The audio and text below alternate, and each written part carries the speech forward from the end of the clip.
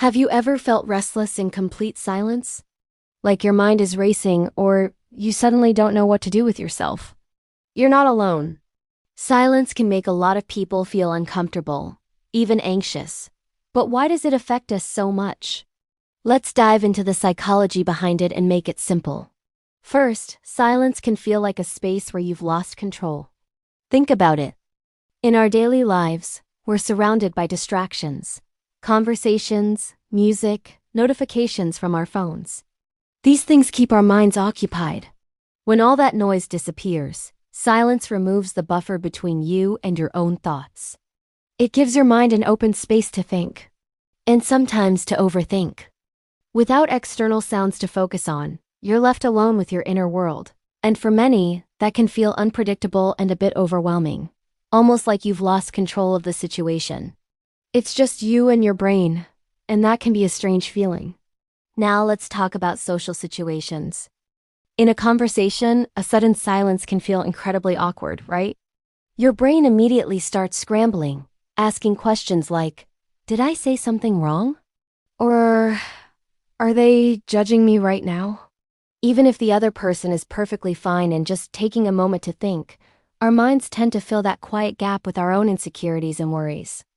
This is a huge reason why some people feel the need to keep talking or always have background noise like a TV or music on.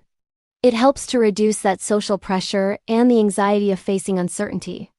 It's a self-preservation instinct, trying to avoid potential judgment. But silence doesn't just amplify social anxiety. It also makes our own emotions feel much louder.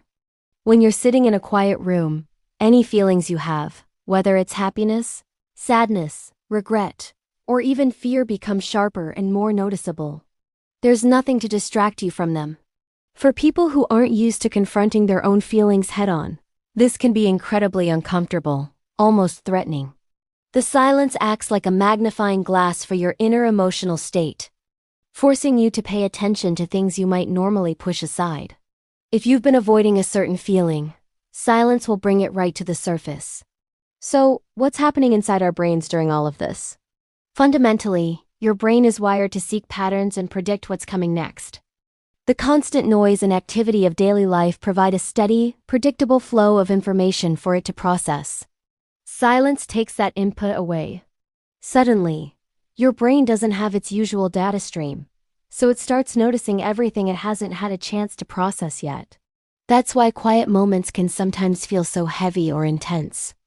Your brain is essentially working overtime to fill the sensory void, bringing up old memories, worries, and unresolved thoughts. But here's the good news. You can absolutely learn to get comfortable with silence.